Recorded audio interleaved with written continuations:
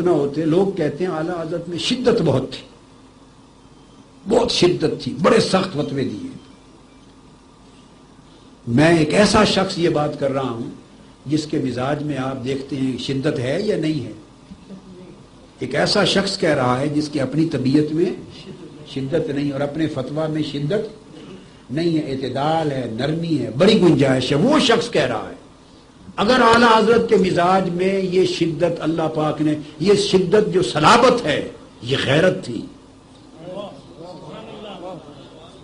ہمیں تو شدت نظر آتی ہے نا, ہمیں تو شدت نظر آتی ہے, یہ غیرت تھی مسلک کے حق کے دفاع میں. اگر طبیعت ایسی نہ ہوتی, اگر طبیعت ایسی نہ ہوتی اور ان کی طبیعت بھی میرے جیسی ہوتی,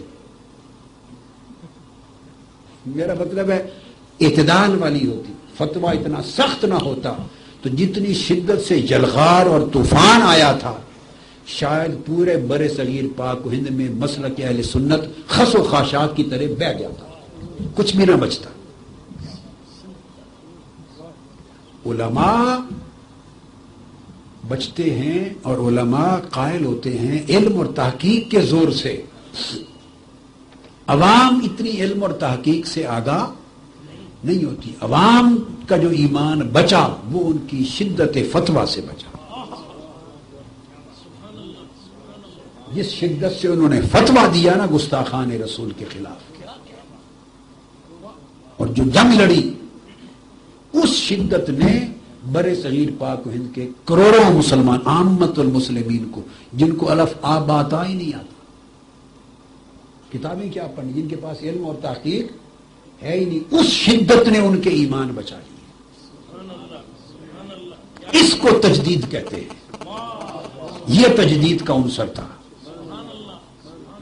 کہ عقیدہ بچا لیا.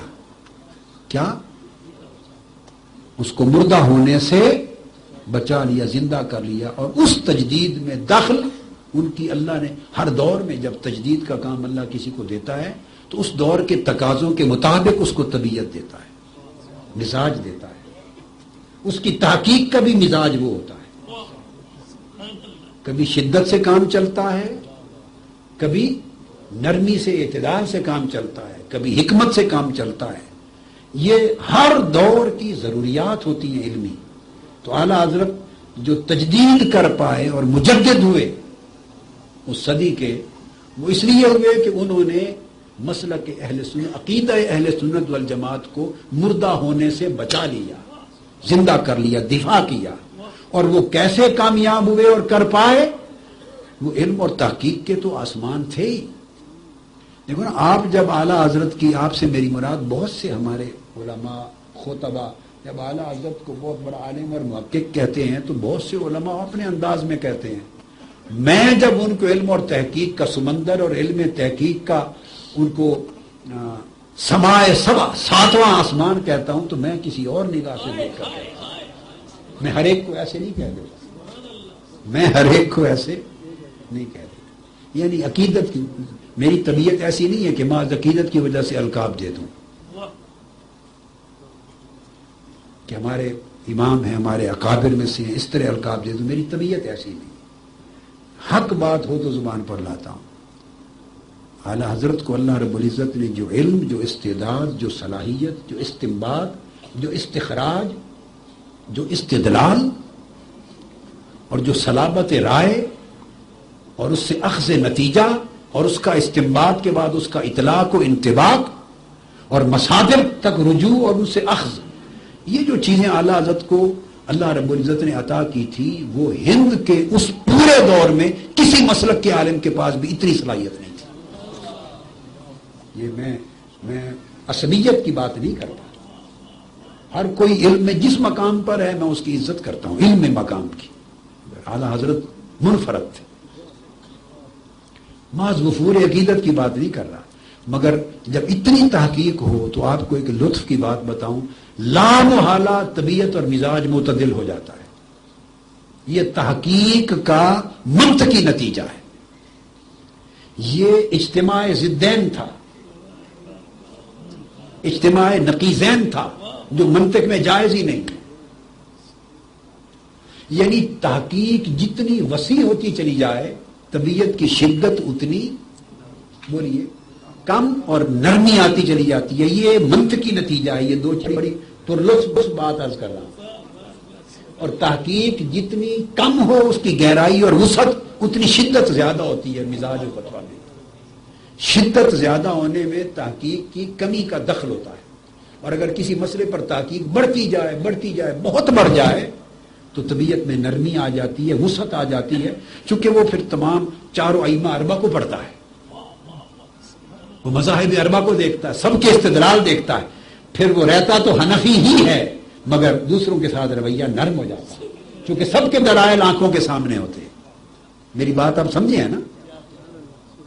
اب دیکھو, اب میرے سامنے امام شافعی بھی ہوتے ہیں, امام مالک بھی اور امام احمد بن حنبل. امام مالک کی فقہ میں دقت اتنی نہیں ہے اور نہ امام احمد بن حنبل میں ہے. اگر فقہ میں امامت اور ثقاہت اور دقت اور گہرائی دیکھنی ہو تو دو ہی امام ہیں بس, امام اعظم اور امام شافعی. اور امام اعظم اعظم ہے, ان کا ثانی نہیں ہے کوئی, مگر دوسرے امام شافعی ہیں. تو میں امام شافعی کی فقہ شافعی کی بھی اتنی ہی کتابیں پڑھی ہیں اصول میں فروع میں, اور پڑھتا ہوں جتنی حنفی کی پڑھی ہے. میری بات آپ سمجھے نا؟ کوئی شوافے بیٹھے ہو تو وہ سمجھے شاید میں شافعی اور مذہب اتنا جانوں.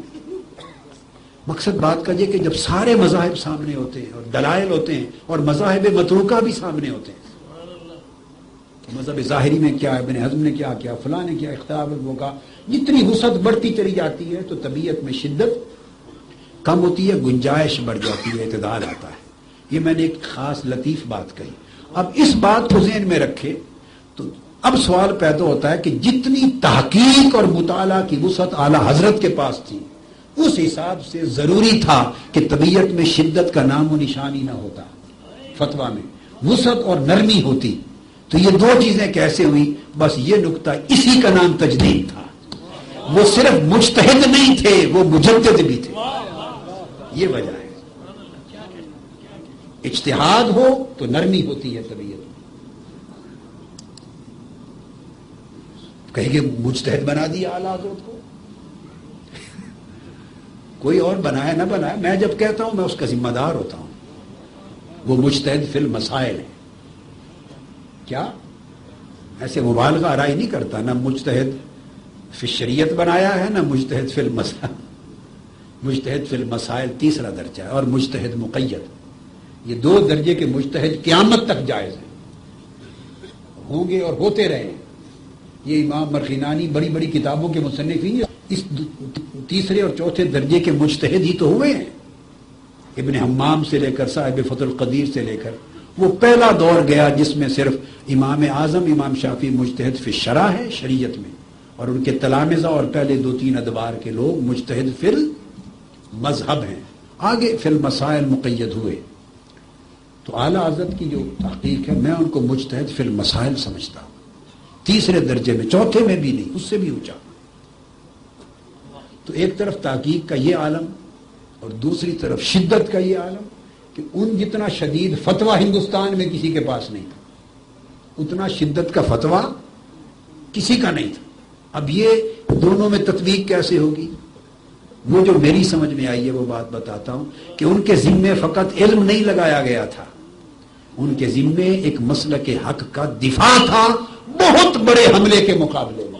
اور بند اگر کچی مٹی کا بنایا جائے تو بہہ جاتا ہے. جب روکنا ہو سیلاب سے تو جتنا سخت سے سخت طاقتور بند بنائیں تب رکتا ہے. وہ جو شدت تھی وہ بند کی شدت تھی, اس سیلاب کو روکنے کے لیے, سیلاب کو روکنے کے لیے کہ عرب سے ایک عقیدہ چلا اور یہاں ایک دو نہیں بڑی کثرت کے ساتھ علماء ہند نے اس کو اپنایا. بہت بڑا دارالعلوم بنا. یہ دارالعلوم پہلے بنا ہے, وہ دارالعلوم پہلے بنا, ایک پورا تسلسل بنا. بڑی کثرت کے ساتھ علماء پورے ہند سے جمع ہوئے, اصحاب اہل تصنیف ہوئے, بڑی بڑی کتابیں, تصانیف, علمی کام, حواشی, شروع سب کچھ کیا. صاحبان فتویٰ, صاحبان علم, صاحبان قول, صاحبان تصنیف ہوئے. معتبر لوگ تھے پورے ہندوستان میں علم میں, اور کثیر تعداد میں پھر ان کے تلامذہ, اور آگے سلسلہ چلا. اتنا بڑا ایک یکلخت ایک مسلک کو جو اٹھا نیا، اس کو تقویت دینے کے لیے اتنے تکڑے تکڑے لوگ اور کثیر تعداد میں تھے کہ اس کا جواب اور دفاع اگر نرمی طبیعت سے کیا جاتا تو اہل علم کچھ بچ جاتے، عامت اور مسلمین میں ہند میں مسلک مٹی کی طرح بہ جاتا۔ یہ جو مسلک بچ گیا اور ہر جگہ مصطفیٰ جان رحمت پہ لاکھوں سلام کی گونج ہے، یہ ہے ان کی اس شدت کی برکت۔ اور یہ برکت شدت کیوں تھی؟ یہ حکمت تجدید تھی کہ ان کی تجدید ان کے ذمے یہ تھی کہ اس خطے میں اس مسلک کو بچانا ہے، عقیدہ حق کو بچانا ہے، سواد اعظم کے عقیدے کو۔ اور وہ بچانے کے دو ہی راستے تھے، علم اور تحقیق بھی تھا اور شدت و صلابت بھی تھی۔ آج کئی لوگ صرف ایسے بہت شدت ہی شدت سمجھتے ہیں، وہ شدت کی جو حکمت ہے وہ نہیں جانتے۔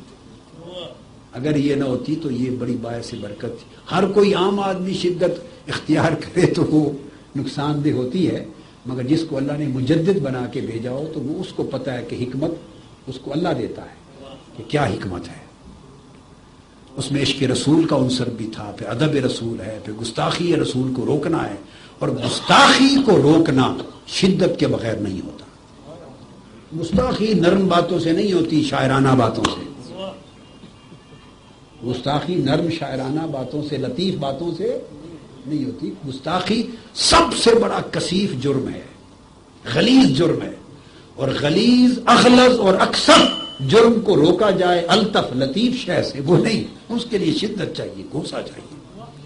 اس لیے علامہ ابن تیمیہ شخص نے بھی گستاخ رسول پر کتاب لکھی تو اس کتاب کا نام بھی رکھا الصارم المسلول، تیز دھار والی تلوار۔ کسی نرم نام سے کتاب نہیں لکھی۔ کیا نرم نام سے کتاب؟ چونکہ گستاخ حکمت مختلف ہے، کیا دور بدل گیا، صدی بدل گئی، اب حکمت مختلف ہے، اب تحریک منہاج القرآن خود الصارم المسلول ہے۔ یہ گستاخ رسول کے اوپر تیز دھار تلوار ہے، اور انشاءاللہ جب